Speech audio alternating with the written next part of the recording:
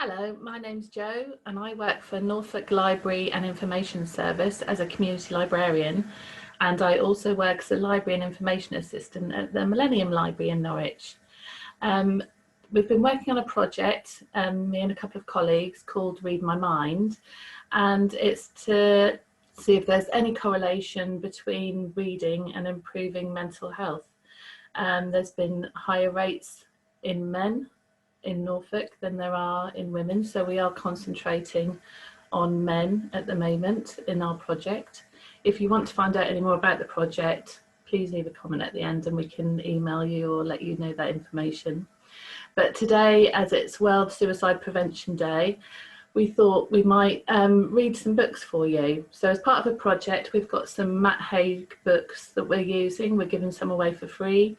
And we've done some shared reading. So today we'd like to do some shared reading. Matt Haig is, I believe, is one of my favourite writers. I'm a bit biased, but he writes about the human experience. So I find his writing great. He also does children's books and things as well. But today we're going to look at Reasons to Stay Alive. Can you see that in that light? Reasons to Stay Alive by Matt Haig. Notes on the Nervous Planet. And the most recently released, The Midnight Library by Matt Haig. So I think we'll start on Reasons to Stay Alive because that's kind of his biography, really. So we'll just do little excerpts. It's not going to be a long reading task for us, just a little bit of dip into the book to see how you feel. I'm going to pause throughout to see if you want to put comments in the comments box as well to see, you know, if you feel it's helpful or not. So this is from Reasons to Stay Alive. I have read all three of these books, but I'm just going to take little excerpts today, like I said. I'm going to have to take the glasses off. So this bit's called Peaks and Troughs. And it says here, as I've said, whenever I panicked, I wished for a real danger. If you're having a panic attack for a reason, then it's not really a panic attack, but a logical response to a fearful situation. Likewise, whenever I felt that downward gear shift towards the heavy and infinite sadness, I wished it had an eternal cause. I don't know if that's something you've felt before, or but it does certainly ring true. Let's carry on with the next bit. But as time grew on, I knew something I hadn't known earlier. I knew that down wasn't the only direction. If you hung in there, if you stuck it out, then things got better. They get better, and then they get worse, and then they get better. Peaks and troughs, peaks and troughs. As a homeopath had told me while I was living in my parents' house, the homeopath's words had worked better than her tinctures. That's interesting, isn't it? Shall we try another paragraph from here? Let's have a look. I think that's interesting, the peaks and troughs, though. I think certainly with my own health and things, you know, things do go up and down, peaks and troughs. But please do comment if you'd like to. Let's have a look at this then. So this one's called Parenthesis. It's a weird thing, depression. Even now, writing this with a good distance of 14 years from my lowest point, I haven't fully escaped. You get over it. There's time. You never get over it. Sorry, but at the same time, you never get over it. It comes back in flashes when you are tired or anxious or have been eating the wrong stuff and catches you off guard. I woke up with it a few days ago, in fact. I felt its dark wisps around my head, that ominous life is fear feeling. But then, after a morning with the best 5 and 6-year-olds in the world, it subsided. It's now an aside, something to put brackets around. Life lesson, the way out is never through yourself. So that's just 2 pages there from this book. I really like that. I mean, his lovely reading about the dark wisps and things, so his writing. But yeah, I just think it, you know, comes back in flashes when you were tired or anxious. That really does kind of ring true with me. I don't know if it does with you. But I think sharing these kind of feelings is really important, especially on a day like today, which is World Suicide Prevention Day. So let's look at this one now. This is really good. This is kind of about how we're completely connected to everything and everyone. It's non-stop. So basically talking about social media, the internet, everything we're connected to. Another great book, in my opinion. You have to try them yourself, but you know, if you do want to take part in the Read My Mind project, you get these for free anyway, so do let us know if you want to take part. So Notes on a Nervous Planet was written after Reasons to Stay Alive. So let's have a read. There's just a small chapter here called An Excess of Everything, which I'm going to read. I may pause through and ask questions again. So it says here, there is in the current world an excess of everything. Think of just one single category of thing. Think, say, of the thing you are holding, a book. There are a lot of books. You have, for whatever reason, chosen to read this one, for which I sincerely thank you. But while you are reading this book, you might also be painfully aware that you aren't reading other books. And I don't want to stress you out too much, but there are a lot of other books. The website Mental Floss, relying heavily on data from Google, calculated there were, at a conservative estimate, 134,021,533 books in existence. But that was halfway through 2016. There are many millions more now. And anyway, 134,021,533 is still technically a lot. It wasn't always like this. We didn't always have so many books, and there was an obvious reason. Before printing presses, books had to be made by hand, written on surfaces of clay, papyrus, wax, or parchment. Even after the printing press was invented, there wasn't that much stuff to read. A book club in England in the early 16th century would have struggled, as there were only around 40 different books published a year, according to figures from the British Library. An avid reader would therefore quite easily keep up with every book that was published. So what are you all reading? A hypothetical member of the hypothetical book club would ask. Whatever there is, Cedric, would be the reply. However, the situation changed quite quickly. By the year 1600, there were around 400 different titles being published per year in England, a tenfold increase on the previous century. Although it's said that the poet Samuel Taylor Coleridge was the last person who read everything, this is technically impossible as he died in 1834, when there were already millions of books in existence. However, what is interesting is that people at the time could believe it was possible to read everything. No one could believe such a thing now. We all know that even if we break the world record for speed reading, the number of books we read will only ever be a minuscule fraction of the books in existence. We are drowning in books just as we're drowning in TV shows, and yet we can only read one book and watch one TV show at a time. We've multiplied everything, but we're still individual selves. There is only one of us, and we are all smaller than an internet. To enjoy life, we might have to stop thinking about what we will never be able to read and watch and say and do, and start to think of how to enjoy the world within our boundaries. To live on a human scale. To focus on the few things we can do rather than the millions of things we can't. To not crave parallel lives, to find a smaller mathematics, and to be proud and singular one, an indivisible prime. That's quite proud reading, isn't it? And listening as well. I hope that kind of rings true, and it brings me on to the next book as well, quite nicely. Please do leave comments if you've read this book and there's any particular chapters that you think are really helpful as well. Please do let us know, or if you can give us any other hints on good books. I'm going to look at the Midnight Library now. What he just said in his Notes on a Nervous Planet about always being connected and trying to do too much and we're trying to feel that we're not enough. This is what happens to the main character in this book. She doesn't feel that she's enough. She takes an overdose and she lands in a world between life and death. So I'll read 2 chapters, one from the beginning and one towards the end, to give you a little bit of a gist of the book.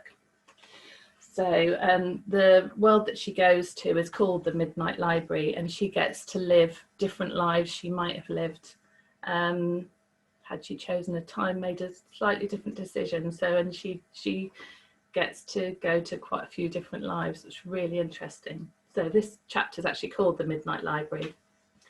And her old school teacher is there kind of in charge of the Midnight Library. Actually, she's the librarian.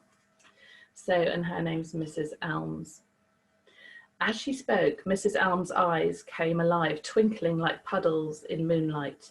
Between life and death, there's a library, she said, and within that library, the shelves go on forever. Every book provides a chance to try another life you could have lived, to see how things would be different if you had made other choices.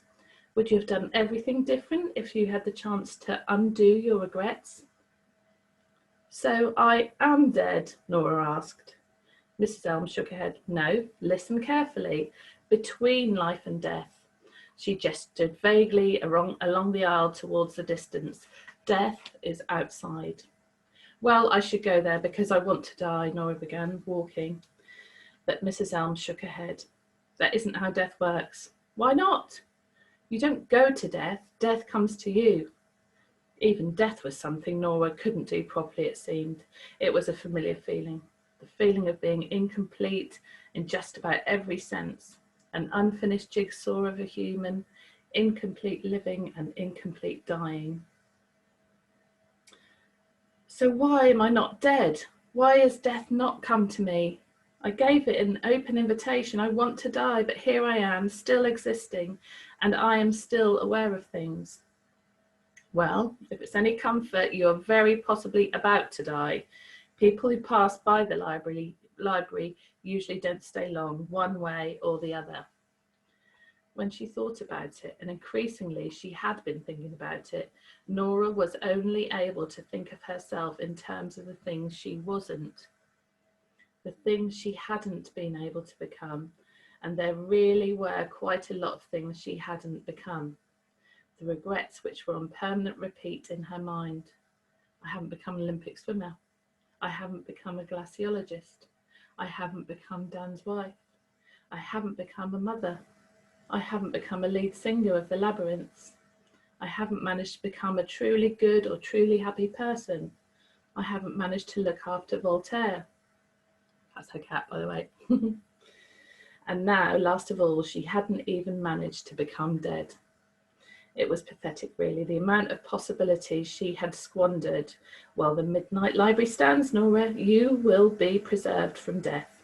Now you have to decide how you want to live. That's quite interesting, isn't it? I just think, you know, living life with regret, as you'll see later on, hasn't helped Nora in this, but we'll go on to the end chapter. I don't know if that rings true with any of you, but that feeling, oh, you regret you hadn't done this in your life, or maybe I should have done that, maybe I should have gone to college, maybe, you know, lots of different things, but let's see what happens towards the end. So this chapter is called The Volcano. It's quite a revelation to discover the place you wanted to escape to is the exact same place you escaped from. That the prison wasn't the place, but the perspective. And the most peculiar discovery Nora made was that of all the extremely divergent variations of herself she had experienced, the most radical sense of change happened within the exact same life, the one she began and ended with. The biggest and most profound shift happened not by becoming richer or more successful or more famous, or by being amid the glaciers and the polar bears of Svalbard. It happened by waking up in the exact same bed in the same grotty, damp apartment with its dilapidated sofa and yucca plant and tiny potted cacti and bookshelves and untried yoga manuals. There was the same electric piano and books. There was the same sad absence of feline and lack of a job, and there was still the same unknowability about her life ahead. That's interesting, isn't it? Unknowability. None of us know what life has ahead for us. And yet everything was different. And it was different because she no longer felt she was there simply to serve the dreams of other people. She no longer felt like she had to find sole fulfillment as some imaginary perfect daughter or sister or partner or wife or mother or employee or anything other than a human being orbiting her own purpose and answerable to herself. And it was different because she was alive. And when she had so nearly been dead, and because that had been her choice, a choice to live, because she had touched the vastness of life, and within the vastness, she had seen the possibility not only of what she could do, but also feel. There were other scales and other tunes, and there was more to her than a flat line of mild to moderate depression, spiced up with occasional flourishes of despair. And that gave her hope. And even the sheer sentimental gratitude of being able to be here, knowing she had the potential to enjoy watching radiant skies and mediocre Ryan Bailey comedies, and be happy listening to music and conversation and the beat of her own heart. And it was different because above all other things, that heavy and painful book of regrets had been successfully burnt to dust. That book of regrets is something that is in the Midnight Library, and every regret she gets to live those lives, whichever one she chooses from the book of regrets. Let's continue. Hi Nora, it's me, Doreen. Nora's excited to hear from her. She'd been in the middle of nearly writing a notice advertising piano lessons. Oh Doreen, can I just apologise about missing the lesson the other day? Water under the bridge. Well, I'm not going to go into any reasons, Nora continued breathlessly, but I will say that I will never be in that situation again. I promise in future, should you want to continue with Leo's piano lessons, I will be where I am meant to be. I won't let you down. Now, I'm totally understand if you don't want me to be Leo's piano teacher anymore, but I want you to know that Leo is an exceptional talent. He has a feel for the piano, and he could end up making a career of it. He could end up at the Royal College of Music. So I'd just like to say, if he doesn't continue his lessons with me, I want you to know that I feel he should continue them somewhere. That's all. There was a long pause, nothing but a fuzzy static of phone breath. Then, Nora, love, it's okay, I don't need a monologue. The truth is, we were in town yesterday, the two of us. I was buying him some face wash and he said, I'm still going to do piano, right? Right there in Boots. Shall we just kick off where we left off next week? Seriously? That's amazing. Yes, next week then. And the moment Nora came off the phone, she sat at the piano and played a tune that had never been played before. She liked what she was playing and vowed to remember it and put some words to it. Maybe she could turn it into a proper song and put it out there online. And maybe she would write more songs, or maybe she would save up and apply for a master's, or maybe she'd do both. Who knew? As she played, she glanced over and saw her magazine, the one Joe had bought her, open a picture of the Krakatoa volcano in Indonesia. The paradox of volcanoes was that they were symbols of destruction, but also life. Once the lava slows and cools, it solidifies and then breaks down over time to become soil, rich, fertile soil. She wasn't a black hole, she decided. She was a volcano. And like a volcano, she couldn't run away from herself. She'd have to stay here and there and tend to the wasteland. She could plant a forest inside herself. Didn't really stop for much breath for that for that part there. But I do hope you enjoyed his text. Let me know if you've got a favourite out of those three or any other favourites as well. But as I was saying before, it's